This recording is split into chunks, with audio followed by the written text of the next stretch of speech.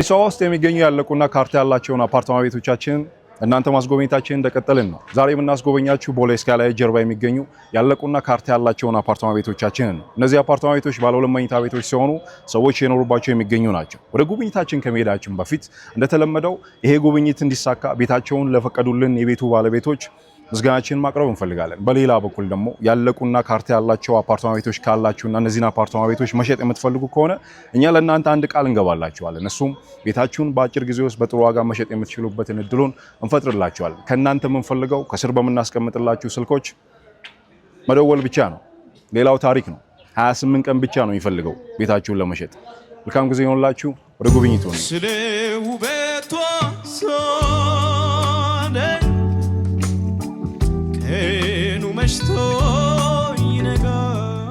ቦሌ አካባቢ ላይ ደጋግሞ ከሚነሱ ጥያቄዎች መሃል ለምዶ ግቢ ያላቸው አፓርታማ ቤቶች ማይገኙት ወይም ደግሞ ማይገነቡት የሚለው ነው። የዚህ ምክንያት አካባቢ የመሬት ዋጋ በጣም ውድ ስለሆነ ነው።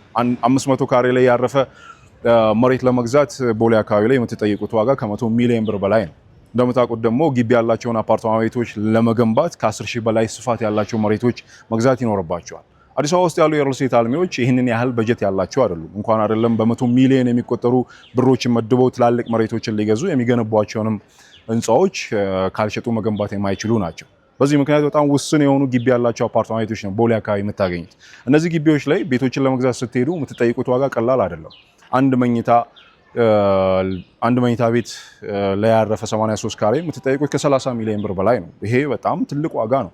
ዛሬ የምናስጎበኛችሁ አፓርታማ ቤቶች የራሳቸው ግቢ ያላቸው ናቸው። የራሳቸው ግቢ ያላቸው ማለት በሪል ስቴቱ ካርታ የተመዘገበ ግቢ ነው ማለት አይደለም። ነገር ግን እንደምታዩት ይሄ መንገድ አልፎ መሄድ አይደለም። እዚህ ግቢ ውስጥ ካሉ ነዋሪዎች በዘለለ ለሌላ ሰው አገልግሎት የሚሰጥ ስላልሆነ የራሳቸውን አጥር አጥሮለት ጥበቃ አስቀምጦለት ለራሳቸው አገልግሎት ነው እየተጠቀሙ ያሉት። ስለዚህ እዚህ ግቢ ውስጥ መታችሁ ወይም እዚህ ህንፃ ላይ ቤቶችን ስትገዙ አንዱ የምታገኙት ጥቅም ምንድነው? ልጆቻችሁ በነፃነት የሚጫወቱበትን ግቢ ታገኛላችሁ።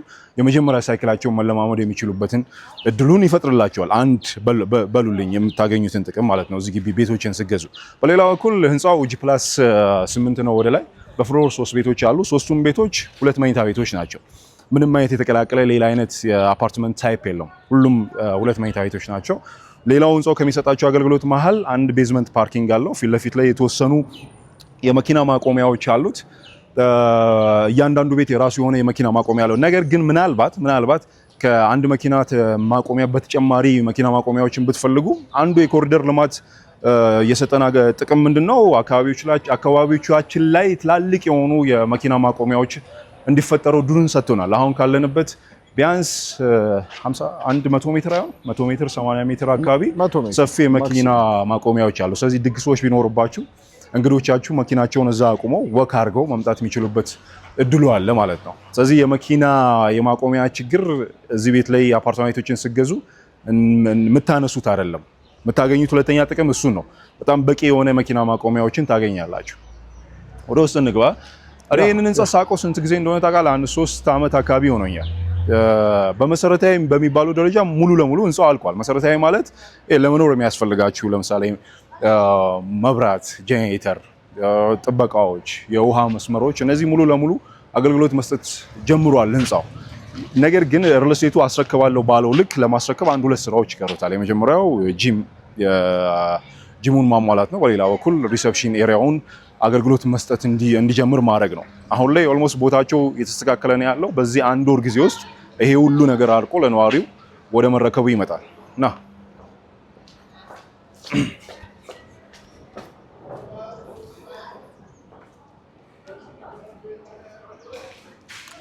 ቤዝመንት ላይ ገና እንደገባችሁ የምታገኙት ያልኳችሁ የሪሴፕሽን ኤሪያው ነው።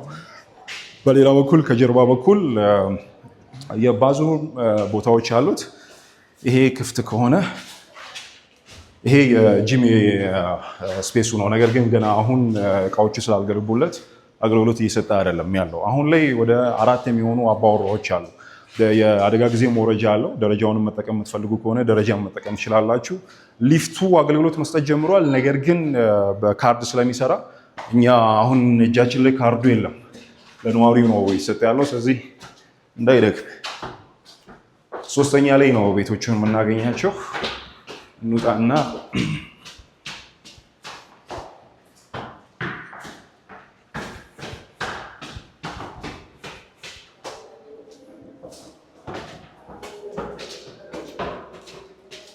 ስንት ወጣል?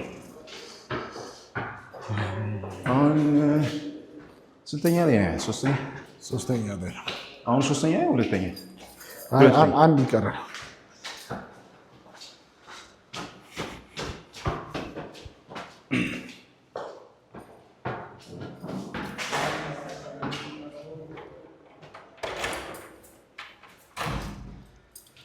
አሁን ያለነው ሶስተኛ ፎቅ ላይ ነው።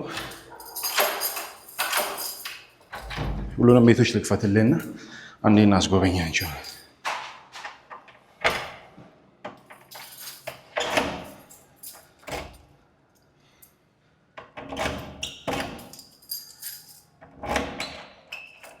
ሁሉንም ቁልፎች እየሞከርን ነው።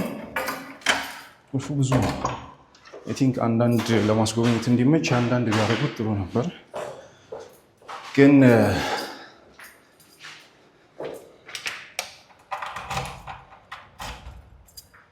ሶስቱም ክፍል አለው።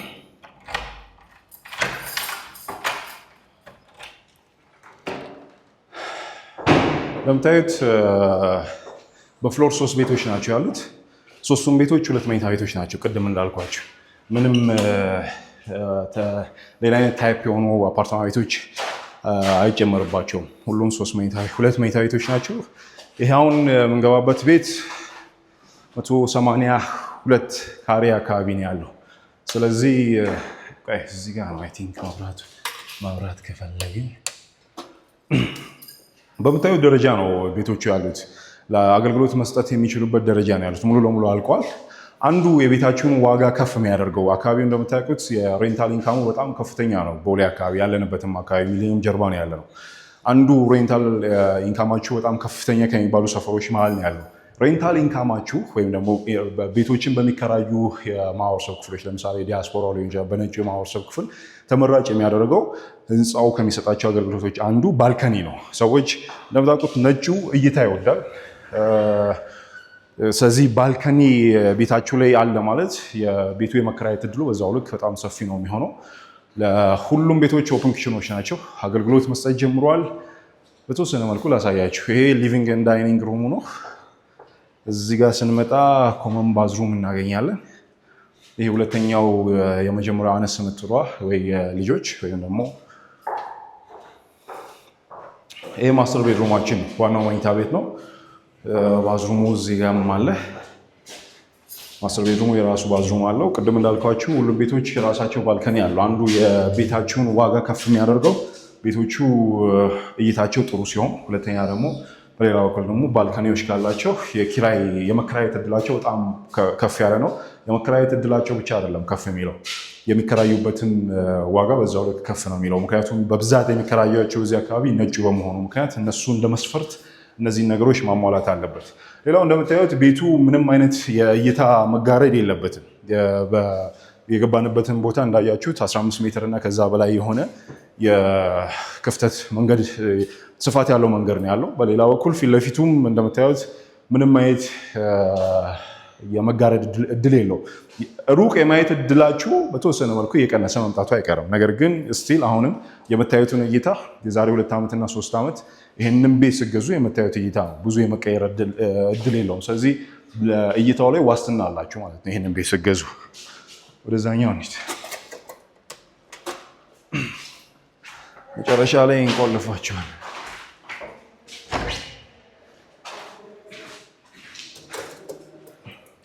ይሄም 172 ካሬ ነው። ተመሳሳይ ናቸው ቤቶቹ፣ አቀማመጣቸው ተመሳሳይ ነው። የካሬ መስፋትና መጥበብ ካልሆነ በስተቀር አንተ ራስህ አታወራም። መስፋትና የመጥበብ ካልሆነ በስተቀር ስቲል ይሄኛውን ባልከኒ ነው። ሁሉም ማዕድ ቤቶች ኦፕን ናቸው፣ ክፍት ማዕድ ቤቶች ናቸው ያሉት። ስለዚህ ቤቱ ይህንን ይመስላል። 172 ካሬ ላይ ነው። ያው እንድታዩት ነው ቤቱ ምን አሟልቷል የሚለውን ነው እንጂ አንደኛውን ቤት ካሳየናችሁ አብዛኛውን ቤት ሌሎችን ቤቶች እንዳያችሁት ፊልም ማድረግ ትችላላችሁ። ስቲል ማዕድ ቤቱ ክፍት ነው። እዚህ ጋር ኮመን ባዝሩም አለ። ይሄ አንደኛው መኝታ ቤታችን ነው። ስቲል አንደኛው መኝታ ቤት እነዚህ መኝታ ቤቶች ስቲል ሊጋርዳቸው ነገር የለም። ብርሃናቸውን የሚያጡ አይደሉም። እንደምታዩት ይሄው መብራት ሳይበራለት ነው ስቲል አየር በደንብ አለው። እምክ አይሉም። አሁን እነዚህ ቤቶች ተዘግቶ ቁጭ ሊሉ የሚችሉበት እድሉ ሰፊ ነው። ሰው ሲጎበኛቸው ብቻ ነው ክፍት የሚሆኑት። ነገር ግን ተዘግተውን ቁጭ ብለው ይሄ እምክ ምንለው ጠረኖችን የመያዝ እድል የላቸው። አንዱ ያ የሆነበት ምክንያት ዙሪያው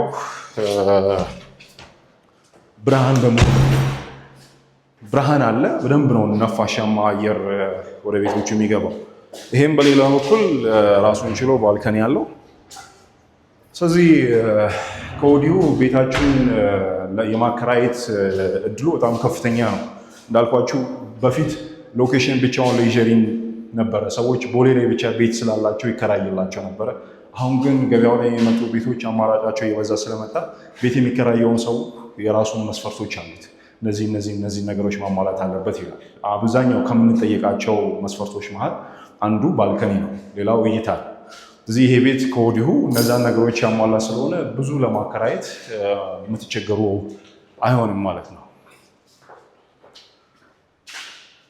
ጨረስና ይህ ክፍል ምንም የለውም። ስለዚህ ወደዛኛው ክፍል ነች። እዚህ ጋር ስንመጣ የአደጋ ጊዜ መውረጃ አለ። ምናልባት ደረጃ መጠቀም የምትፈልጉ ከሆነ ደረጃዎችን መጠቀም ትችላላችሁ። ሁሉ ነገሩ አገልግሎት መስጠት ጀምሯል። ያው ደጋግሜ ነው እያልኳቸው ያሉት እኛ ለገበያ የምናቀርባቸው ቤቶች ለገበያ የምናቀርባቸው ቤቶች የግዴታ ማሟላት ያለባቸው ነገሮች አሉ። አንዱ ማሟላት ያለበት ለነዋሪው ወዲያው ሰው ቤቶችን ሲረከባቸው አገልግሎት መስጠት አለበት።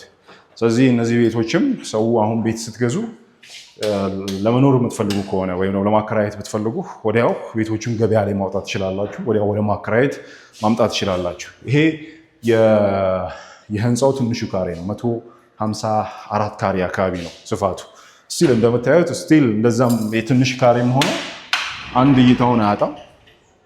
ከቤት ሳሎናችሁ ላይ ሆናችሁ የምታዩት እይታ ይሄ ነው። ምንም የሚጋርደው ነገር የለም። በደንብ ነው ቤታችሁ ውስጥ ሆናችሁ ነፋሻማ ነገሮችን የምታዩት። መኪና እዛ ጋር ቆማለች በቀይ በነጭ መቶ ማርሴዲስ እና የባልከኒ ነገር የእይታ ነገር እነዚህ ቤቶች ላይ እንደ ጥያቄ የምናነሳው አይደለም። መስፈርቶችን ማሟላት የሚችሉ ናቸው። ይሄም ኦፕን ኪችን ነው። እዚህ ጋርም ስንመጣ የካሬ መጥበብ ካልሆነ ዲዛይናቸው አንድ አይነት ነው። ቅድም እንዳልኳችሁ የካሬ መስፋትና የመጥበብ ጉዳይ ካልሆነ በስተቀር ኮመን ባዝሩም አለው። እዚህ ጋር አንደኛው መኝታ ቤት አለ። በተወሰነ መልኩ እዚህ ጋር ላውንደሪያችሁን ማስቀመጥ የምትችሉበት ቦታ አለ። ወይ ወፏ ገብት ክፈትላት ነይ እናቴ፣ ወደዚህ ላምጣት።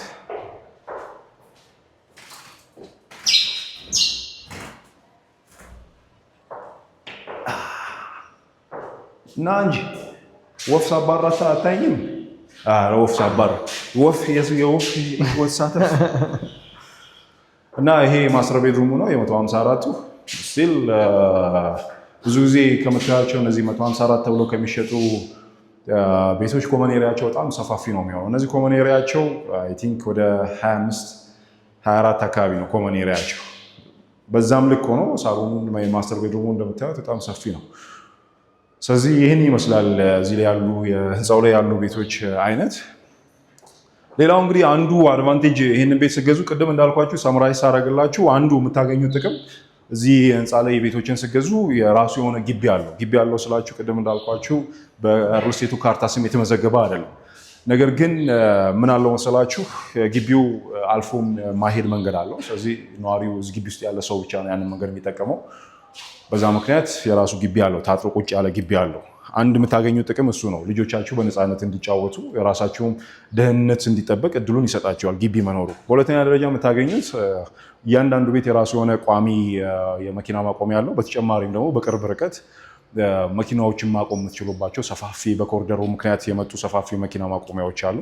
እሱ ነው ሁለተኛ የምታገኙ። ሶስተኛ የምታገኙት ጥቅም በብዛት ከተማ ውስጥ የማታገኙ ወይ ያለቀ አፓርትመንቶችን መግዛት ፈልጋችሁ እንደ ልባችሁ ማታገኙት የራሳችሁን ባንክ ይዛችሁ መታችሁ ፍቃደኛ ሆኖ ቤቱን መሸጥ የሚፈልግ ቤት ሻጭ አታገኙ። ብዙ ጊዜ አንዱ የሚቸገረው ሰው እንደምታውቁት አሁን ላይ ቤት የመግዛት ፍላጎቱ ቁጥሩ ከፍተኛ ነው። ነገር ግን ምንድነው እየሆነ እየመጣ ያለው ቤቱን በባንክ በኩል መሸጥ የሚፈልግ ቤት ሻጭ የማግኘት ዕድሉ በጣም እየቀነሰ ነው እየመጣ ያለው።